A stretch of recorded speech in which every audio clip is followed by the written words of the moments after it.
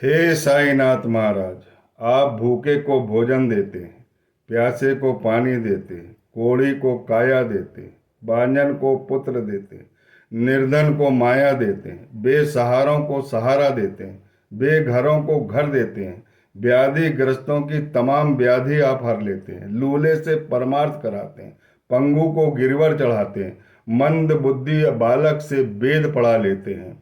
मैं अज्ञानी बालक हूँ, आपका अति अज्ञानी बालक हूँ, मुझ पर कृपा करिए। जो साईं जीवनी के चिंतन से मेरे मानस पटल पर आता है वो आपके कृपा का आशीर्वाद है, और जिन पर आपकी कृपा होनी है उन तक ये कहानियाँ और ये कथाएं आपकी पहुँचती है। बोलिए सच्चिदानंद सद्गुरु साईनाथ महाराज की जय।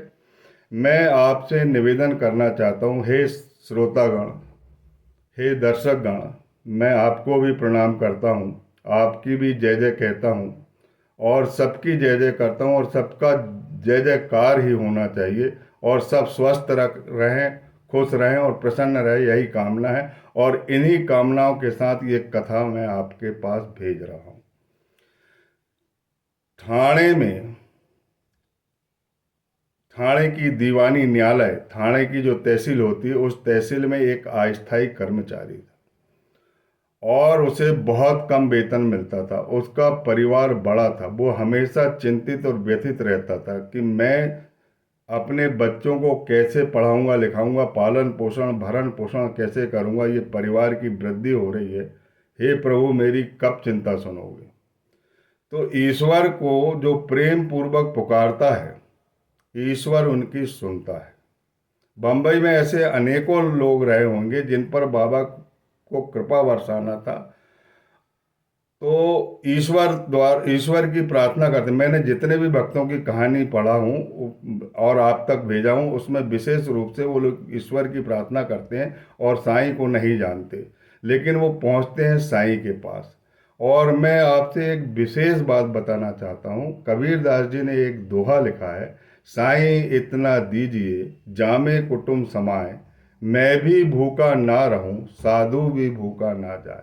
उस समय जो शब्द साईं का प्रयोग किया गया है वो किसके लिए किया गया है? उस समय साईनाथ महाराज तो नहीं थे शिरडी के। कबीर दास जी के बाद उनका जन्म हुआ है, बहुत समय बाद जन्म हुआ है। तो जो साईं को संबोधित कर रहा है उस साईं का अर्थ समझिए। साईं का हिंदी में जो अर्थ होता है, मेरे विचार से, मेरे व्यक्तिगत विचार है, उनमें तीन अक्षर है, सा धन आ धन ई। सा का मतलब होता है सब कुछ सर्वसमर्थ, आ का मतलब होता है एक, और ई का मतलब होता है ईश्वर। सब कुछ एक ही ईश्वर है, उसके अलावा दूसरा कोई नहीं है। जितने भी अवतार हैं ये निर्गुण ब्रह्म के सगुण अवतार हैं।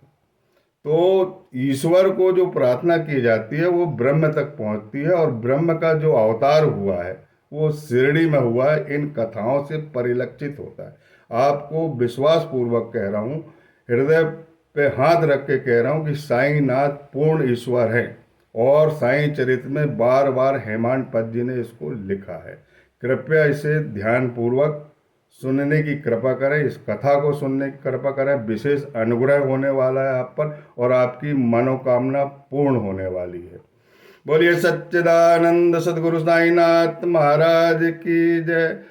तो ठाणे की दीवानी न्यायालय में कार्यरत एक ऐसा अस्थायी कर्मचारी था जो बहुत व्यथित था अपनी अस्थायी नौकरी के लिए, और वो चाहता था कि मेरी नौकरी स्थायी होना चाहिए, और वो ईश्वर से प्रार्थना करते हैं और ईश्वर उनकी प्रार्थना सुन लेते हैं। इधर दास गणों महाराज को बाबा पूर्ण तज्ञ बना देते हैं, जो अनेक प्रकार के ग्रंथ लिखते हैं उनके आशीर्वाद से, अनेक प्रकार की स्तवन मंजरी लिखते हैं और कई प्रार्थनाएं लिखते हैं और आरती लिखते हैं। सबसे ज़्यादा उनकी जो प्रार्थना है वो है, साईं रहम नज़र करना, बच्चों का पालन करना। ये विश्व में प्रसिद्ध हुई, और ये साईनाथ का कृपा आशीर्वाद ही है।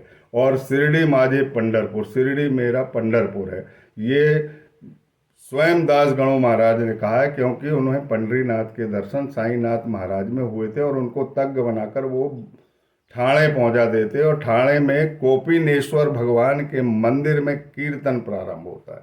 और वो कीर्तन के समय जैसे ही लोगों को पता लगता है तो श्रद्धालु भक्तगण उनके आसपास उस कीर्तन को सुनने के लिए आ जाते हैं। और कीर्तन के समय वो साईंनाथ महाराज की फोटो रख देते हैं और कीर्तन सुनाना प्रारंभ कर देते हैं। तो जब कीर्तन प्रारंभ करते हैं तो वो जो अस्थायी कर्मचारी जिसका नाम चोलकर रहता है, वो चोलकर जो है बाबा की फोटो देखते जाता है और भजन को प्रेम पूर्वक सुनता है। और प्रेम पूर्वक सुनकर इतना प्रभावित होता है कि उसके हृदय की समस्त ईश्वरीय प्रेम ग्रंथियां स्रावित होने लगती है, उसके आंख से आंसू बहने लगते हैं और वो मन ही मन भजन के दौरान प्रार्थना करने लगता है कि हे प्रभु, यदि मैं इस परीक्षा में पास हो जाता हूं तो मुझे स्थायी नौकरी मिल जाएगी और मैं आपके निमित्त नारियल और मिश्री का प्रसाद बांटूंगा। अंतःकरण से पूर्ण संवेदना के साथ, मतलब पूर्ण उपासना के साथ, पूर्ण विश्वास के साथ वह प्रार्थना कर लेता है और वह प्रार्थना सुनी जाती है और वो परीक्षा में पास हो जाता है और स्थायी भी हो जाता है। अब रह जाता वहाँ जाना, शिरडी जाना उनका संकल्प रहता। शिरडी जाने के लिए मैं जरूर शिरडी आऊँगा करके बोला था उन्होंने।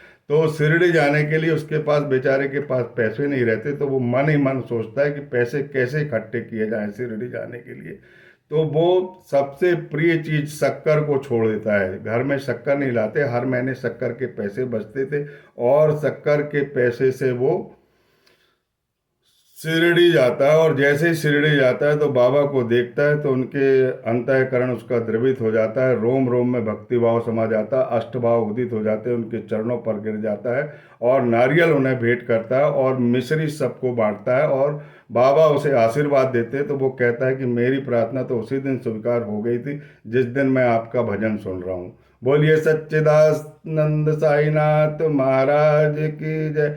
अब बाबा बोलते हैं अपने बापू साहब जोग से, जो वहाँ के पुजारी रहते हैं उनसे बोलते हैं कि मेरे मित्र को अच्छे से शक्कर डाल के मीठी चाय बनाकर देना। जैसे ही उसके कान में, चोल करके कान में ये आवाज़ सुनाई देती है, उसके अंतःकरण में जाती है, तो वो जान जाता है कि कितने सर्वव्यापक है, जो गरीबों की प्रार्थना सुनते हैं, गरीबों के मसीहा हैं, गरीबों के पालन करता है, सब कुछ कल्याण करने वाले हैं। और वो बहुत द्रवित हो जाता है, भाव विभोर हो जाता है और फिर चरणों पर गिर जाता है। मेरी आपसे विनती है कि आप भी अति विनम्र होकर पूरी प्रेम ग्रंथियां खोलकर अपने आराध्य देवता के सामने चिंतन करें, मनन करें और उनसे प्रार्थना करें।